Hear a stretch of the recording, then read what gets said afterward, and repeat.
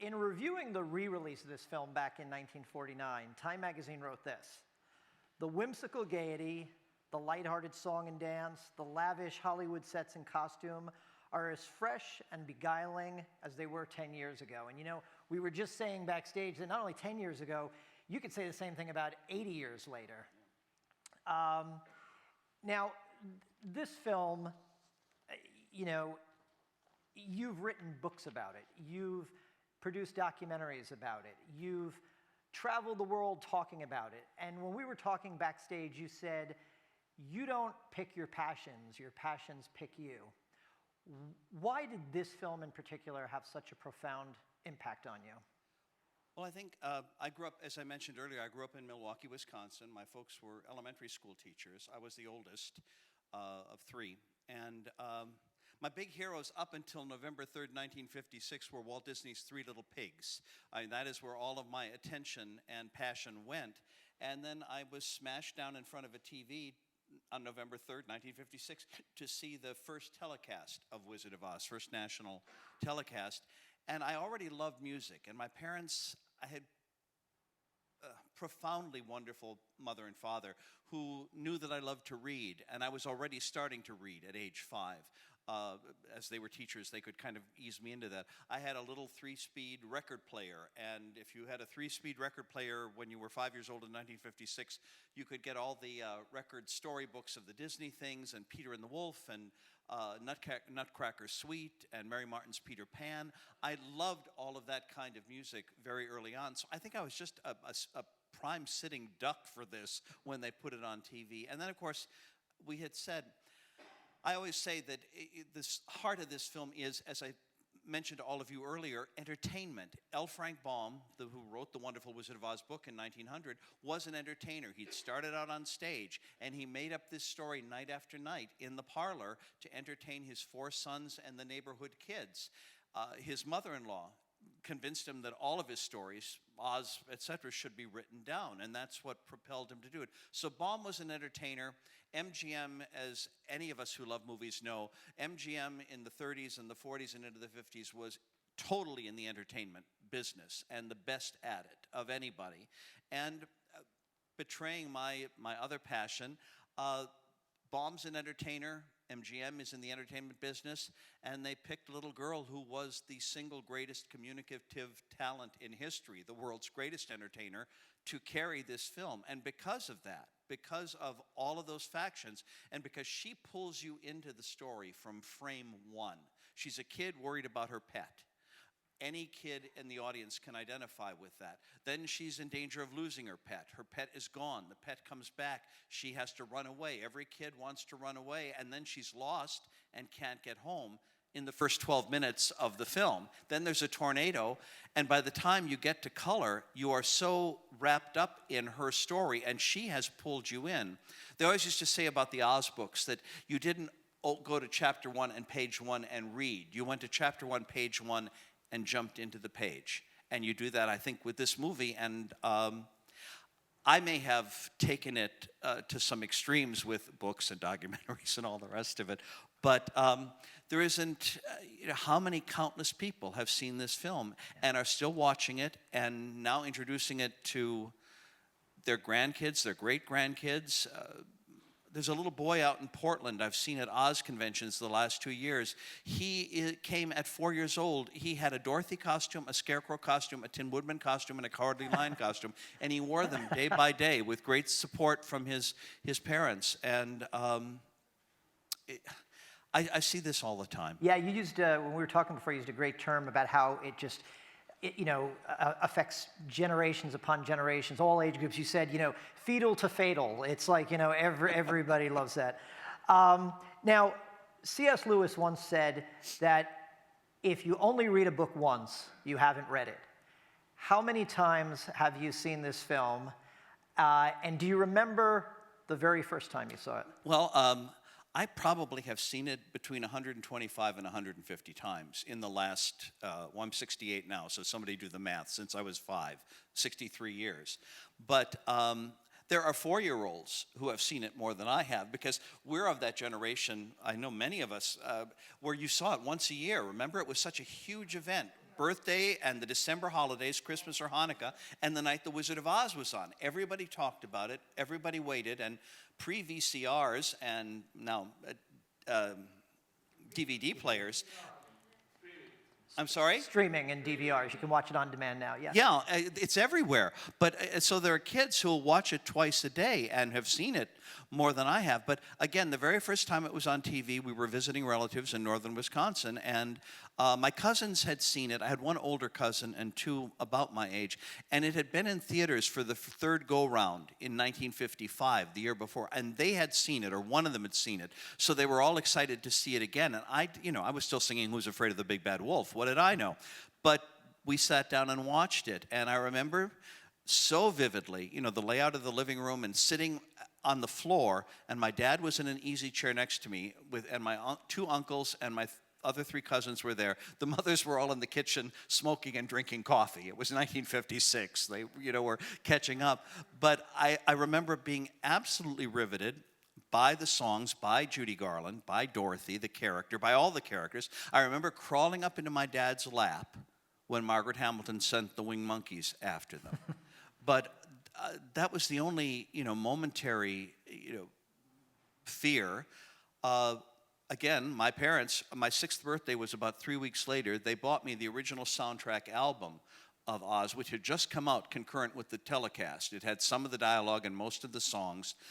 They got me a Wizard of Oz abridged picture book, and they gave me Judy Garland's Capitol album, Judy, which she had recorded in 1956, so that I knew that Dorothy was no longer a little girl. And this led to one of the great hallmarks of my life. I was the only first grader in Milwaukee. I listened to the Oz record, the Judy record, the Oz record, the Judy record, Judy, the Great American Popular Songbook, the Nelson Riddle Orchestra. I was the first grader in Milwaukee who wasn't singing Old MacDonald. I was singing, I'm gonna love you like nobody's loved you, come rain or come shine. But it's true. It's funny they mentioned the soundtrack. We were also talking backstage. That was my earliest memory. This is the one film that I can't remember when I saw it. It almost seemed like it's always been part of my life, and I think many people have that experience as well. Now, you did mention something. When this film first came out, it was successful. By and large, it may not have made the money that they had hoped for, but it certainly got positive reviews and positive audience response. But it wasn't really, I don't think it reached its iconic status along the lines of a film like It's a Wonderful Life until it started airing regularly on television. Can you talk a little about the history of its initial release? It's accessibility, that does it. And again, it becomes a special event, as it did on TV. There was this woman wrote a book back in the 70s called The Making of the Wizard of Oz, and she had some sort of an agenda. Her basic thesis was that The Wizard of Oz didn't do well, that the critics didn't like it, and isn't it miraculous that it is turned around in its reputation all these years later? Well, I did the 50th anniversary book a decade or more later, and I researched it very deeply. We found 80 great reviews that the film got in 1939. The only 3 negative ones it got were the ones she had made a great deal of in her book.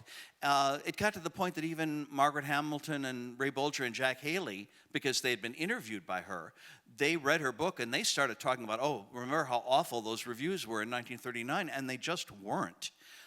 It did not make back its cost in 1939, and there are 3 very important reasons for that.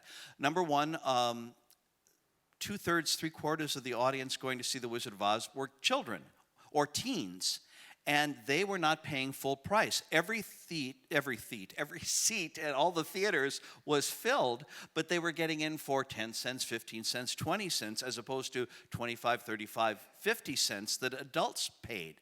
So it was making money, and it was breaking attendance records. It was also being held over, which is always a major sign, because we always hear 1939, as you said at the top, the great year for classic motion pictures. Well, not only classics, but also, Blondie has a baby, and Andy Hardy gets a car, and Maisie goes to Monaco, and Dr. Kildare does strange things. People were going to the movies, and there was so much film backed up, pre-booked into theaters, that they could hold Oz over for a week but then they had to move it along because other things were coming in.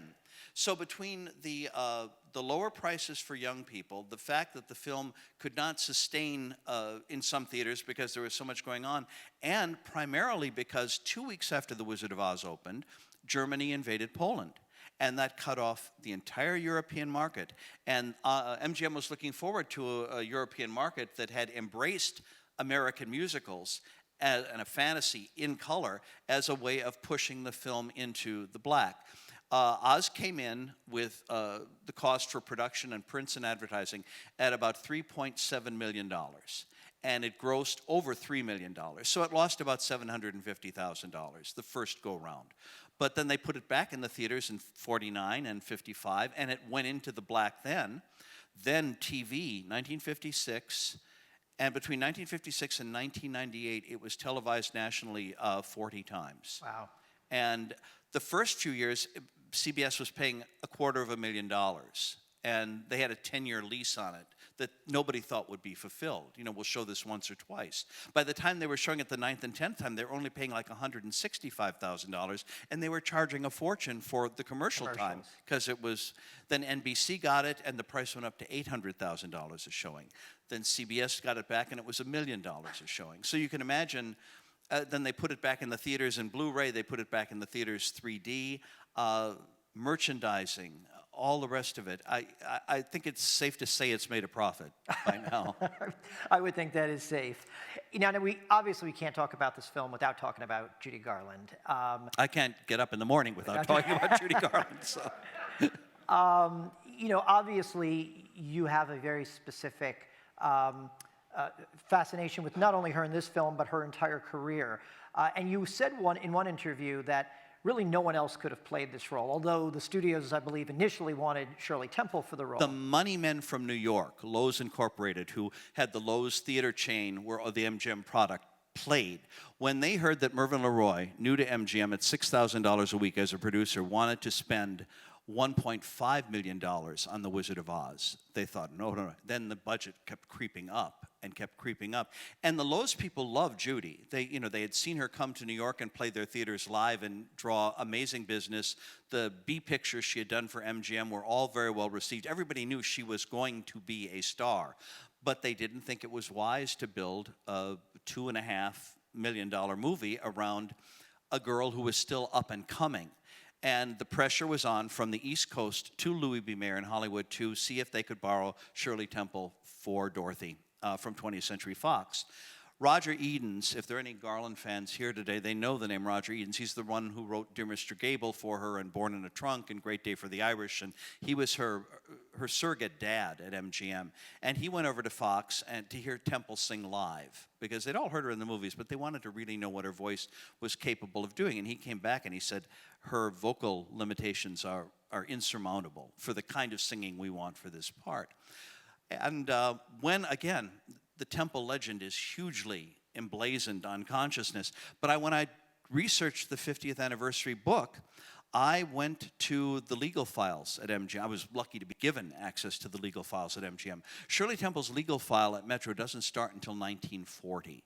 There were no negotiations, there were no memos. This was all very quiet, behind closed doors, hush-hush kind of negotiating, and pretty much over like that. Temple's name is never in the press. Once MGM has announced Wizard of Oz, it is Judy Garland as Dorothy. And the scripts were being written for Dorothy as a 12-year-old. In Baum's book, we're never told how old she is, but you assume by the picture she's maybe 6 or 7, maybe 8. Judy was 16 when she made the film. In the script, Dorothy was described as a 12-year-old to kind of, shade it a little bit more. But again, great casting stories all the way through the picture, but the Temple thing is one of those legends that's way out of control. Yeah, and I could have sat backstage. You were just telling all these wonderful anecdotes about Judy Garland, and you had the privilege of meeting her as a young man, but you told one really wonderful story later in her life, sort of a reunion with Burt Lahr. In 1967, those last 5 years of Judy's life, if we've got Garland fans here, it was peak and valley, up and down. But one of the big, big ups, after she had been mercifully fired from Valley of the Dolls. As she said later, what a terrible picture. She was considered through again, but no, she went back on the summer stock circuit and came back to New York and played the Palace for the third time. 4 sellout weeks, 27 performances in a row. And opening night, after big stars started opening in the audience, there was a party at El Morocco, and Bert Lahr and his wife were there. And as the evening wore on, there was a live dance band, and Bert quietly came over to Judy's table and extended his hand and led her to the dance floor, which was packed with other couples dancing, black tie, very elegant. And the dance floor was packed until the other dancers looked and realized that there was Dorothy dancing with the Cowardly Lion. And as if they had been rehearsed or cued, one by one, all the other dance couples backed off the floor until it was just Judy and Bert dancing together. It was a lovely sight. Robert Osborne from TCM, God bless him, was there that night. He's the one who remembers that story. 4 months later, Bert Lahr died, and Judy was in the middle of an engagement at Caesar's Palace. And the dressing room television was on, and just as she was about to go down to the theater, she heard the news. And it was the first performance of like 85 that she canceled that year in her comeback. And she said, I can't. And Caesar's Palace was furious.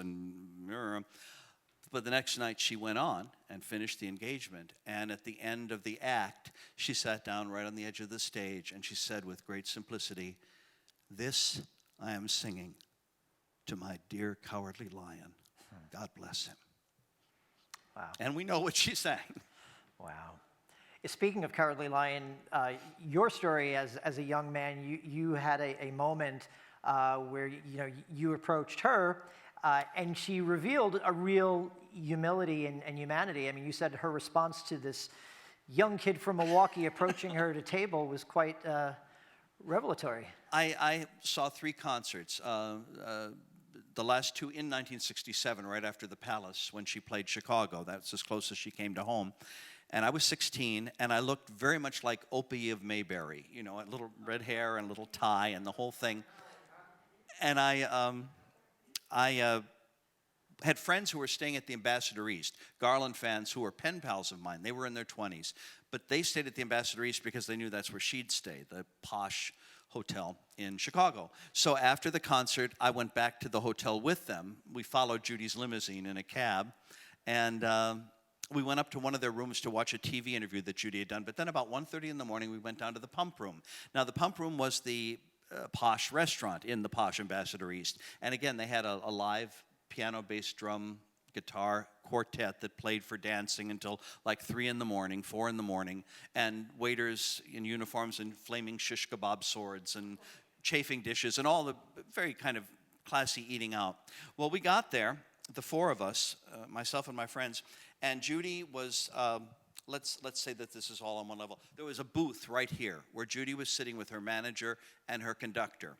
And when we came in here, they put the 4 of us at a table right here, literally right across the aisle from Judy Garland. And my friends sat there and there and there, so they could all kind of look at her, and I ended up with my back to her, and I thought, well, that's not fair. And I ordered a glass of Coca-Cola because I didn't want a shish kebab, obviously. And so I had this $5 glass of Coca-Cola that I was kind of holding up and trying to see her reflection behind. I didn't have much class at 16. Anyway, when she was done eating, I got up, and my friends were all, "Well, you're not going to go and talk." I said, I might not ever get another chance to say anything to Judy Garland. And at that point, I had figuratively been in love with her for 11 years. And I got up, and as I said, she was done eating, and the 2 gentlemen were talking to each other, and she was just kind of sitting. She's wearing a little white jacket and short white skirt, and I just walked over and I said, "Judy?" And she looked up, and immediately, as if she'd been waiting all her life to meet Opie of Mayberry, there was this very warm, welcoming smile, and those huge eyes that were so dark brown as to be almost black. And I said, I don't want to bother you, but I just have to tell you how wonderful you were tonight. I've never seen you perform any better, which, coming from somebody who looked like he was 12, must have carried a lot of weight. But, I said, and it was so much fun seeing Lorna and Joe, her 2 youngest. I said, seeing them in the act with you, it was just a great great night, and I just had to tell you, and I did all of that on one breath, you know, not a pause. And she looked at me smiling and listened, and when I finally did stop talking, she said, well, that's very nice of you. Thank you very much. You know, we have a good time working together. And then she said, of course, you know, the implication being that I was so happen with it. She said, of course, you know, this is their last weekend in the show. They have to go back to New York on Sunday to start school on Monday. And I said to David earlier, I was, you know, listening and nodding, and I wanted to make notes on my shirt cuff, you know, so I'd remember all of this. And I said, well, anyway, I just had to tell you. And she kept smiling and nodded her head as if to acknowledge me. And I turned to go, and then I remembered one more thing I wanted to say, and I whirled back as if she were going to disappear in 2 seconds. I whirled back, and she did a mock little take, but still smiling, and we both laughed. And I said, oh, and I'm coming to see you again tomorrow night. And she laughed. And again, if there are any Garland fans here who know that laugh, it started at the soles of her feet. It was a great, wonderful, rich, happy sound and contagious. So I laughed. And she wasn't laughing at me. She was just laughing at all of this enthusiasm. And when we both stopped laughing, she looked at me and she kind of gave me the narrow eye, and she said, well, you got a lot of courage to sit through 2 of them. And I said, no, it's my pleasure. Anyway,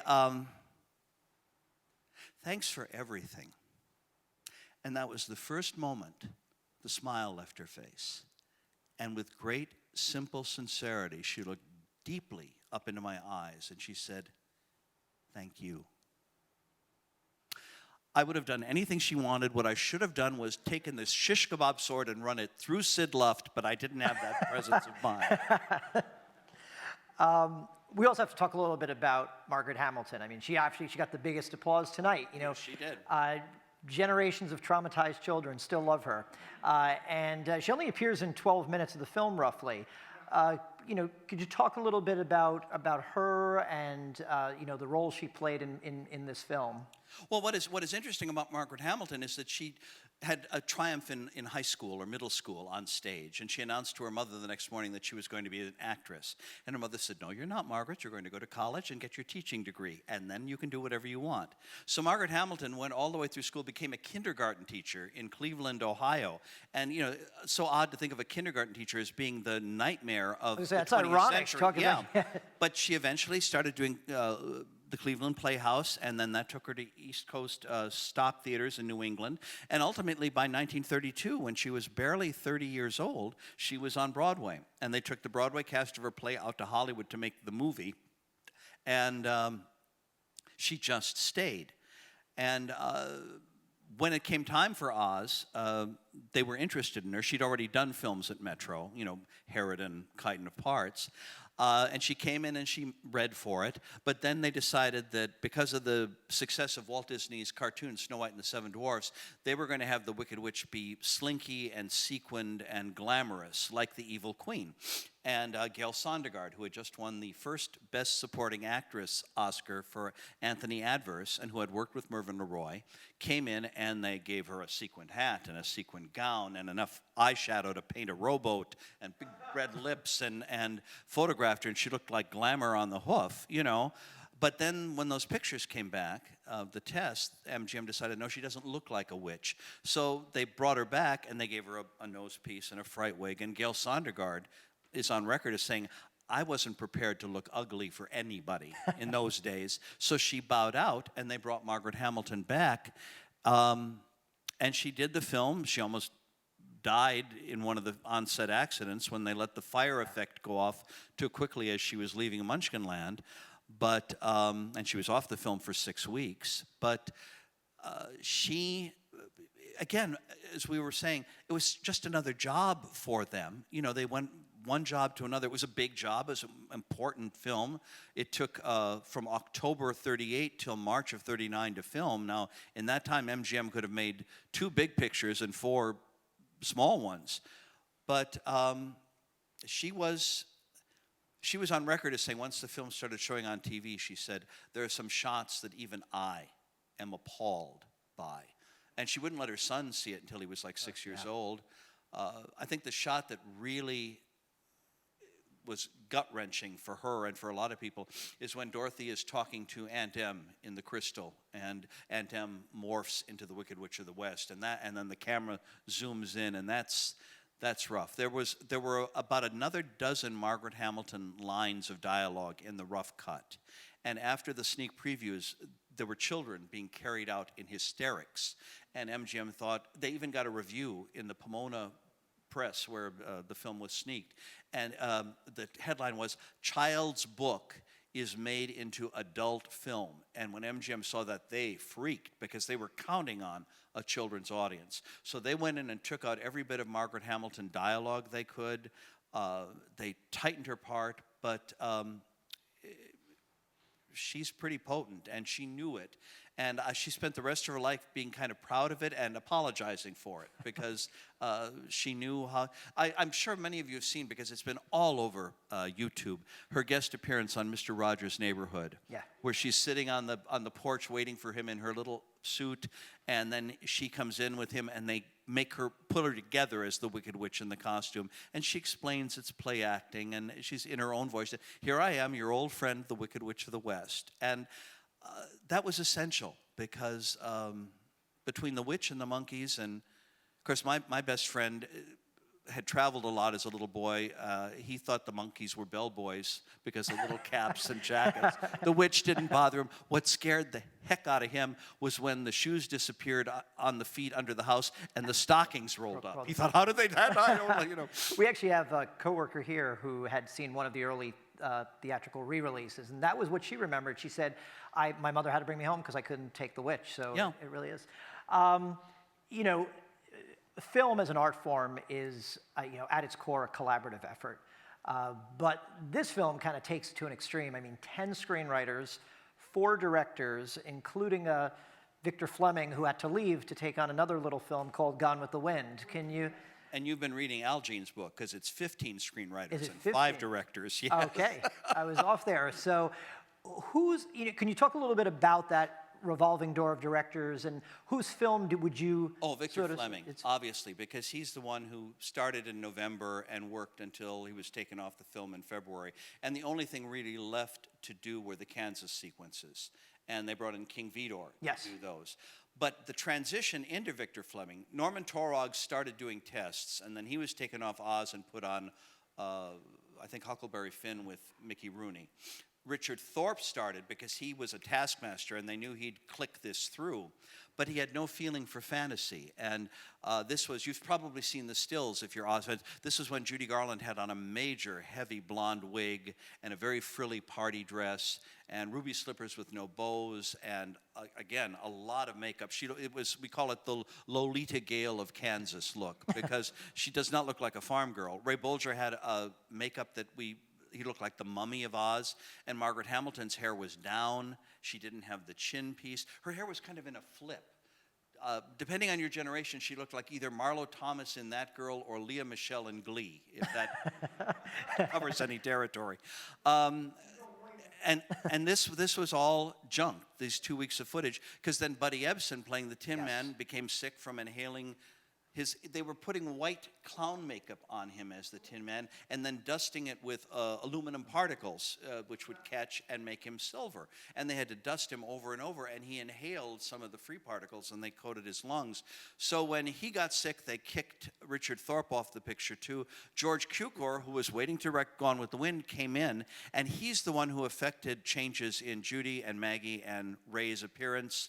But he was on just for a very short... A week. A week, yeah.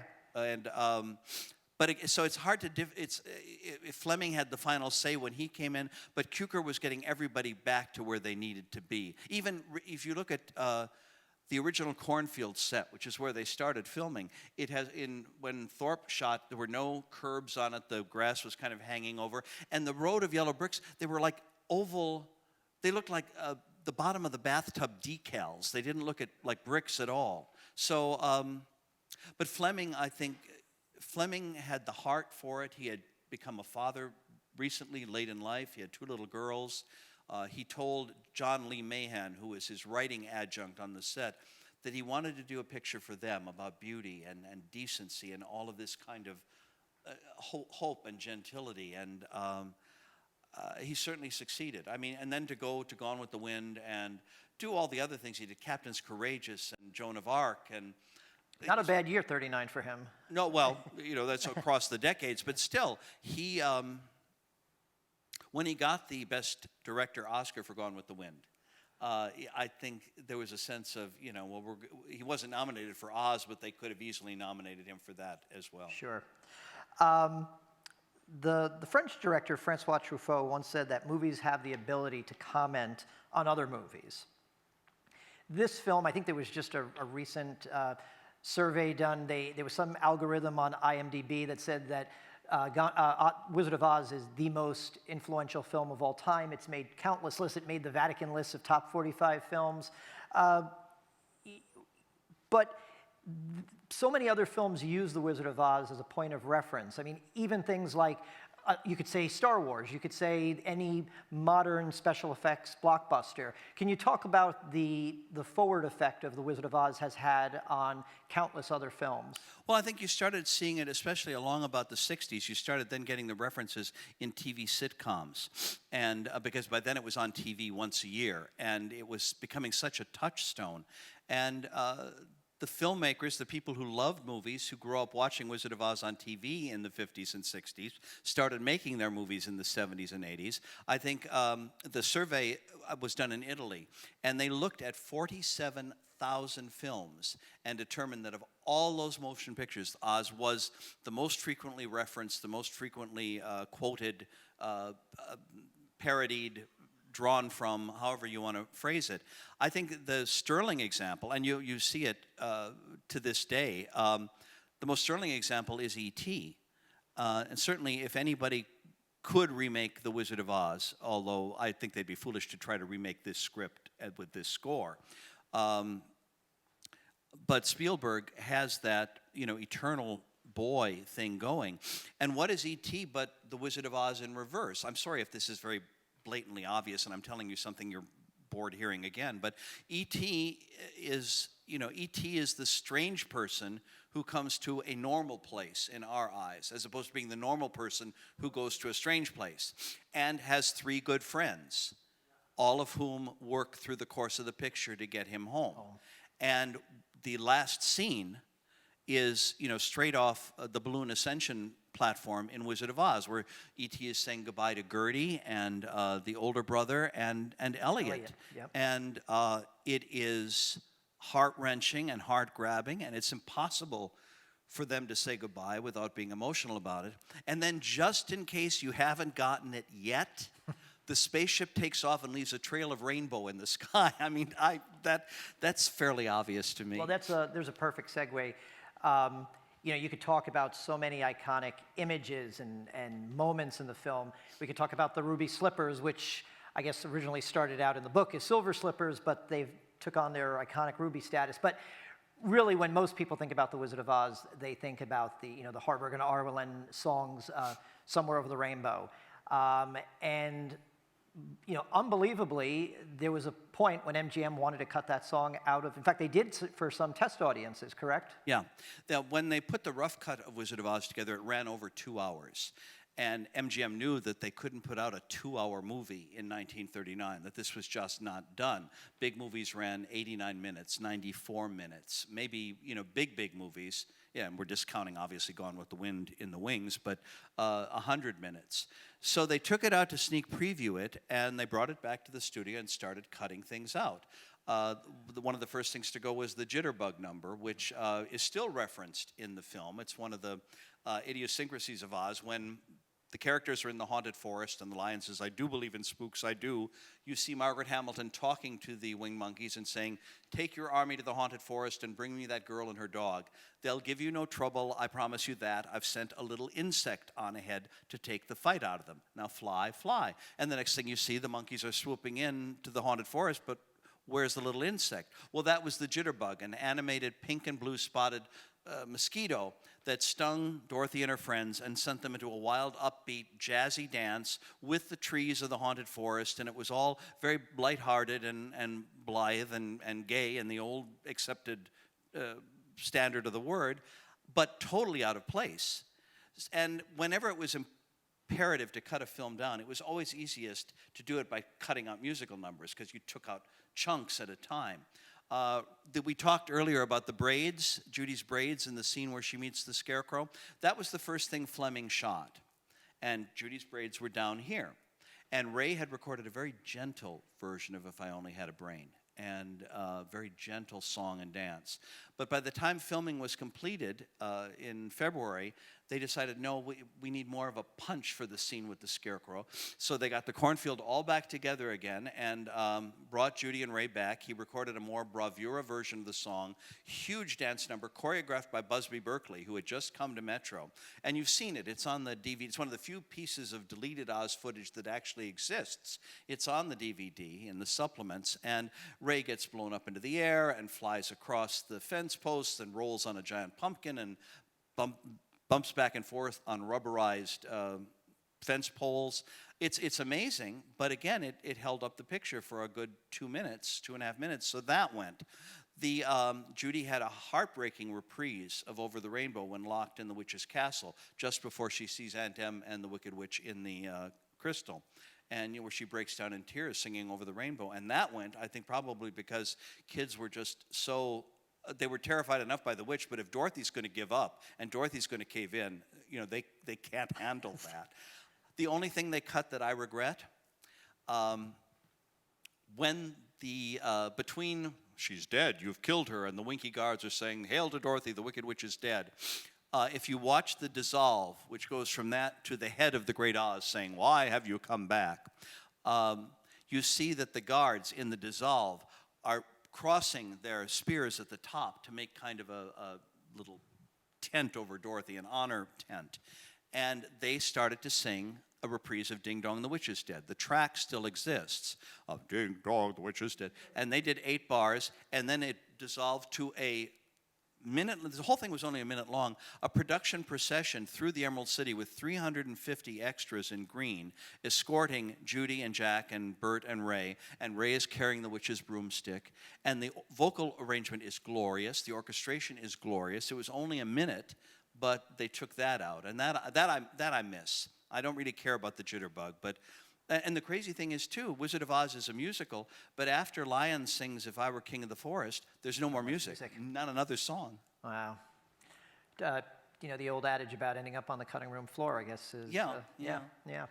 Well, we want to give a chance for some of our audience members to ask questions, so I just have one more for you, and this is a little bit more reflective about your thoughts on the film. G.K. Chesterton once said that fairy tales don't teach us that dragons exist. They teach us that dragons can be defeated. And I guess you could say the same things about wicked witches. What do you think is the takeaway, or what do you think audience members should take away from their journey in Oz? Oh, I think you take different things away at different ages. I think as a child, you just are totally enraptured by the story and the characters. And, Frank Baum, again, this whole project is permeated with genius from its inception as a book.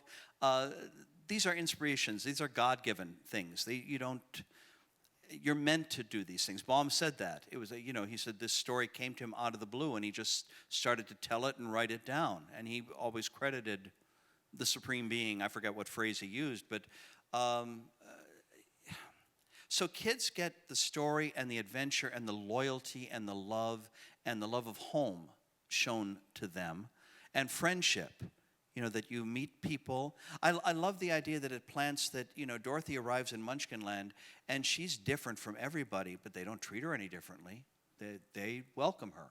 She goes along the Yellow Brick Road and meets people who are totally different, and they all get along, and they work together, and they pull together. And those are all great object lessons. Whether a kid realizes it or not, probably not, but the seed is there. I think when you get to be a teenager, and if you watched Oz every year as we did, or more, you get to that point where you start to think, gosh, am I smart? Am I going to pass this test? Should I be in school? I can't do this. Or is that girl or is that boy ever going to like me the way I like them? Is anybody ever going to love me? And then you go through the thing of being scared to death 24/7, and the ones who aren't are just full of bravado.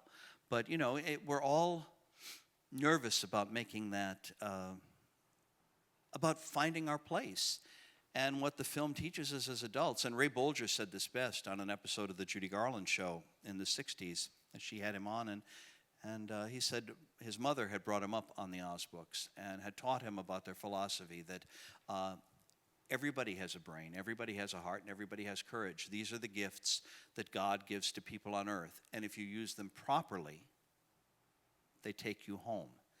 And home is not a place. Home is people, the people you love and the people who love you. And sometimes the Wizard of Oz movie, you know, from the people who are just determined to throw mud on anything that is good and golden and popular. Oh, you can't go home. You know, why is she going to go home? She's not going to stay at home forever. Why does she want to go home? It's like they're missing the point. It's at that point that was home to Dorothy. For this little girl, those were the people she loved and who loved her. And then later on, you grow up and you leave home and you create another home, extended family. And none of this is terribly original thinking, but it seems to ring reasonably true. Plus, it's just great entertainment. It sure is. It sure is. And in different state, like you said, different stages of your life, you get different things. We reference them just before we get to the audience questions. Again, we talked about C.S. Lewis. He obviously wrote a great series of kids' books as well, the Narnia series. And bless you. And God bless you. God bless you. Again. And in the dedication to the first book to his goddaughter Lucy, he wrote, you know, I'm writing this for you, and you may be too old to read fairy tales right now. And he goes, but maybe in a few years you'll be old enough to start reading fairy tales again. So that came to mind when watching this film. We'd love. Can I give you a bomb quote just to? Sure, absolutely. When his first book, 3 years before Wizard of Oz, was something called Mother Goose in Prose, where to amuse his kids who knew all the Mother Goose rhymes, he made up stories to explain the backstory of each famous Mother Goose rhyme. And Maxfield Parrish, in his first assignment, illustrated this book, and it was a beautiful book, Mother Goose in Prose. And his sister, Mary Louise, was the one at home who had always encouraged him to write. And he did a beautiful inscription and a copy of this book to her. And she said, in a word, I can't do the exact quote all the way through, but when I get to it, it's going to be verbatim. He said, you know, you were the one who always encouraged me. You told Father that the early writing I did was good, and you remember how I always thought I would write a great novel that would win me fame. And he said, now I find that my first book is written for children, but I have found that to please a child is a sweet and lovely thing that warms one's heart and brings its own reward. And that's beautiful. Baum, MGM, Judy, all of the people, Harold Arlen and Yip Harburg, the set, the costume, the makeup, the effects people. Warm the hearts, children of all ages. Thank you. Absolutely. Thank you. So now we'd love to give you a chance. You're still there. If you have any questions, we actually have a microphone set up right here, so if you'd like to line up behind that, if anyone has any questions. Or you can, just go on over. The only reason we're putting you on microphone is that so it's be recorded taped, yes. for the archive here, so they'll have the questions. What's your name? Brandon. What would you like to know, Brandon? What would you say is your favorite song from The Wizard of Oz? Oh, it would have to be Rainbow, just because of the association, you know, with Judy, and you know, seeing her in concert and hearing her sing it live 3 times. And but if you push me to saying, okay, that's the great song, the best song, the most wonderful, memorable song. My favorite song, Optimistic Voices, which is the thing they sing when they're coming out of the poppy field. You're out of the woods, you're out of the dark, you're out of the... I think that is the coolest song because it's so happy and because they're reaching their goal. I guess as a little kid, that resonated for me. Good question. Thank you. Hi. Thank you for your sharing your knowledge with us. It's very entertaining and very informative. I have 2 questions. Yes. First is, why do you think Grace Kelly beat out Judy Garland for that Oscar that year? And my second question is, it's the 50th anniversary of the Stonewall riots this year, and there's been talk, or there's some people speculate that Judy's death precipitated or somehow influenced the riots. I was wondering what your take on that is. Well, the Grace Kelly question first. Grace Kelly, we'll do this on a educated plateau. Grace Kelly was under contract to Paramount, I believe, and she had a major MGM picture coming out and a major picture from another studio. So all those studio blocks of voters were encouraged to vote for Grace Kelly. Second of all, Star is Born had been a very challenging production. We always hear, oh, it took 10 months. Well, James Mason said our producer was Sid Luft. Sid Luft was an amateur. We didn't have a producer. So there were problems all the way along, not some of Judy's causing, definitely. And I think there was just this sense of she gets to do this great 3-hour classic movie that everybody has fallen down over seeing, but then Warner Brothers cuts a half hour out.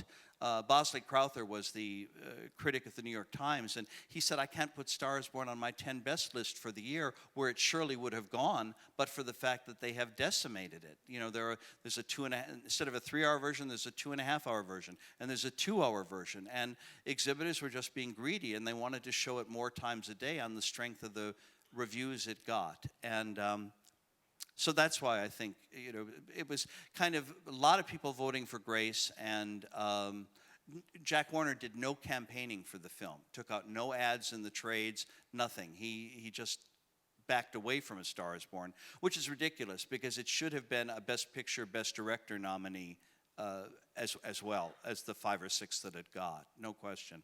And now your second question, my ears aren't what they were. You're going to have to do the second one once more. So this year, not only is it the 80th anniversary of Oz, but it's also the 50th anniversary of the Stonewall riots. Okay, that's what I thought it was, but I wasn't sure. And what do I think the connection is? Yeah, some people say that I think Judy's funeral was the same week, or maybe she died of the same week of That's all true. Yeah.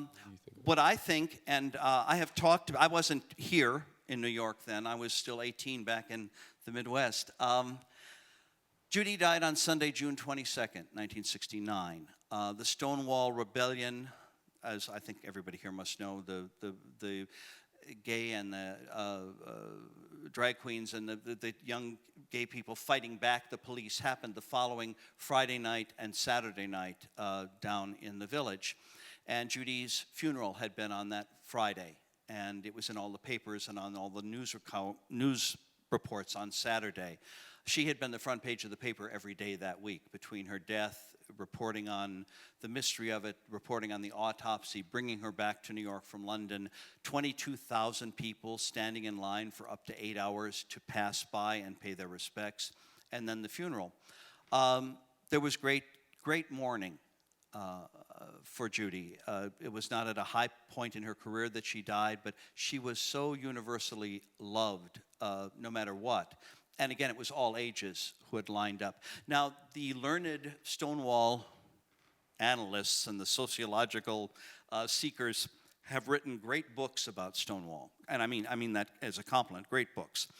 And they dismissed the Judy Garland and the Judy Garland funeral connection, saying, oh, Judy Garland young gay people didn't know from Judy Garland, drag queens, and they weren't interested in that kind of music. And that's where they're wrong. Because when I went to Judy Garland concerts in the Midwest in 1965 and 1967, there were lots and lots and lots of teenagers there. People who had grown up seeing her TV series in 63, 64. People who had grown up on Wizard of Oz every year, had seen her other movies on TV as they were being shown.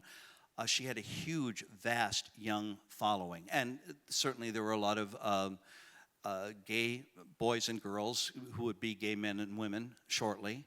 And when she died, just before she died, her last American TV appearance was on the old Merv Griffin show, if any of you remember that talk show. And it was done in a theater not unlike this one, the Little Theater up on 44th Street. And the balcony reached virtually all the way over the audience. It hung over in part.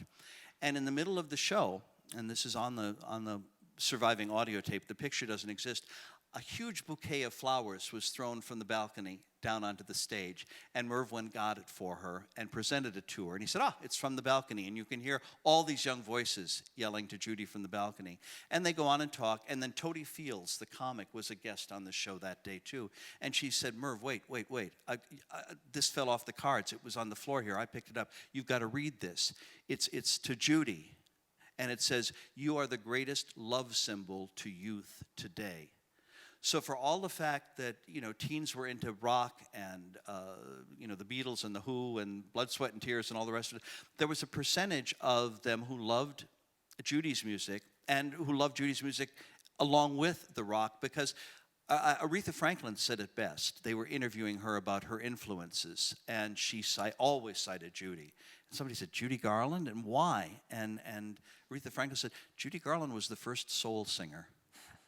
So I think, and again, wrapping this up, about, 20 years ago, for the 30th anniversary of Stonewall, there was a wonderful magazine show on PBS at that point called In the Life. It was a monthly hour program about gay-related stories. And they did a thing on Judy's 30th anniversary and the 30th anniversary of Stonewall. And a bunch of us were taken downtown to the Stonewall Inn to be interviewed. And I talked to several gentlemen who were there then, who were in their 50s, and they had said, "No, we were there, and we were part of it." And they are known as Stonewall survivors. They're not making this up. And they said, we weren't running into the streets yelling, "We love you, Judy." He said, "But we were all very, very unhappy, and they, we had just seen her taken away, and none of us was in a good mood, and here were the police to bother us again, and damn right, that was one of the straws that broke the camel's back," just to go for a cliche. I'm sorry, that's a very long, involved answer, but Thank you. thank you for asking. Hi, Hi. Nikki. I'm the one who sneezed. I have so much to say, but I don't think I can say so much. But, I did practically, I think, grow up with Wizard of Oz, except for Sound of Music. It was the movie I watched the most. So I know pretty much everything about both films. But anyway, here's some questions. First of all, you talked about how there was no CGI, and one thing I wonder is, how were they able to do without CGI Glinda's bubble? I'm wondering what they were. It was called, I think it was 3 pieces of film, all done together. They had the Munchkinland set, they had Billy Burke on a piece, and the Munchkinland set empty with Judy backing away, so that it was just the set. They had that film. They had the film of a silver ball that they had photographed, on an invisible wire, moving toward the camera, that they were shooting with, hitting it with colored lights to give the pink effect, the yellow effect, all the colors of the ball. They brought it forward and forward and forward, and they printed those 2 pieces of film on top of each other with Billy Burke on a 3rd piece of film in the center of the ball. And then they took the ball part away, and Billy Burke was standing on the set. It was double, triple exposure, which was brand new to Technicolor. Technicolor itself, 3-strip Technicolor, I think Oz was only the 7th or 8th film made in that process. So that's how they managed that. I have more questions, but I'm going to let Brett go first. Actually, after this gentleman, we'll probably wrap it up, but we have time for one more question. And I'll be in the lobby afterwards selling jams and jellies, so you can come and talk to me there. Hi, my name is Brett, and I've seen the movie many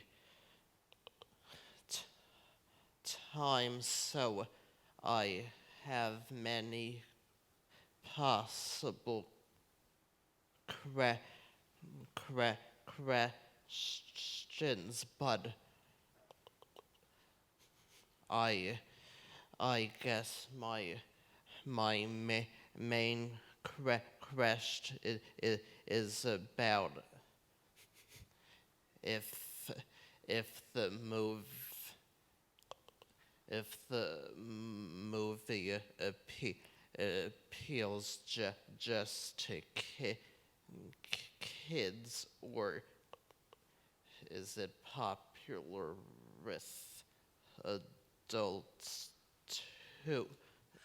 I think that's a very good question, and I think one of the great things about the movie is that it has appealed to all ages since it first came out.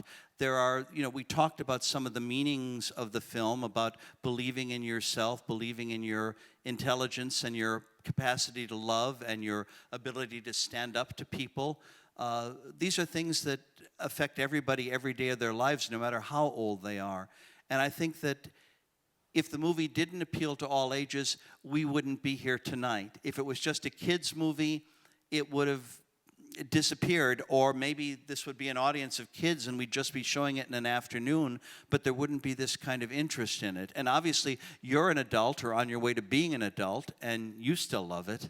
Yeah, And I bet you've loved it since you were a kid. yeah, relate to the movie in different ways, and now it about Dorothy and being on a quest and finding it's all very inspiring. It's like a timeless kind of. I like your choice of words. Timeless is a very good one. Yeah. Now, unfortunately, that brings up the question of time, and I'd love to be able to talk longer, but I don't want a house to drop on us, so we have to be very mindful of that. And so, Fulton Sheen ruins another evening for me, throwing me out of his house. well, as we learned with Dorothy, one of the hardest things to do is to say goodbye, and I just really want to say thank you for sharing your brains, your heart. And most of all, you said you stole my line. I was actually going to use that Ray Bolger quote. It's such a beautiful quote about everyone having a brain and everyone having a heart and everyone having a soul. And it really reminds me of the little opening message to viewers here where it says that, this film is really an answer to those who would put its kindly philosophy out of fashion. And thank you for reminding us that a film like this is never out of fashion. Thank you. One more thing. Please, thank you very much. I appreciate that. I have said for years, in the 35 years I've been doing the work I've been doing related to Oz or Judy, I say I've got the luckiest and the nicest and the best job imaginable, because all I have to do is say, ladies and gentlemen, Judy Garland, or ladies and gentlemen, the Wizard of Oz, and I'm home free. That does all the work. But it is so much fun to share, and I hope you can tell that I take all of this right to heart, and it chose me in 1956, and until I'm not going anywhere, I'll talk about this anytime you like. Thank you, David. Well, thank you. Thank you.